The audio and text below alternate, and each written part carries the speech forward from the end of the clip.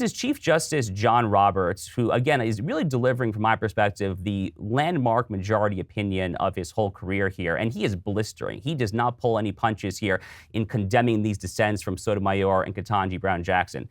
So John Roberts writes, quote, most troubling of all is what the dissent must make these omissions to defend. A judiciary that picks winners and losers based on the color of their skin. While the dissent would certainly not permit university programs that discriminated against Black and Latino applicants, it is perfectly willing to let the programs here continue.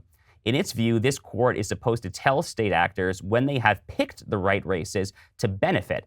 Separate but equal is inherently unequal, said Brown. They're quoting here, of course, Brown versus Board of Education, the sweeping ruling in the 1950s that overturned Plessy versus Ferguson and finally held that the Constitution means what it says when it comes to separate but equal, not actually being equal.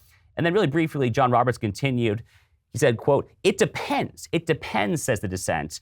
That is a remarkable view, he continues, of the judicial role. Remarkably wrong. Lost in the false pretense of judicial humility that the dissent espouses is a claim to power so radical, so destructive, that it required a second founding to undo. What he is saying here is that the dissenters' view, the pro-affirmative action camp's view, this idea that race matters, that race is not arbitrary, as Thomas Jefferson wrote in the Declaration of Independence and as the abolitionists before the Civil War fought for.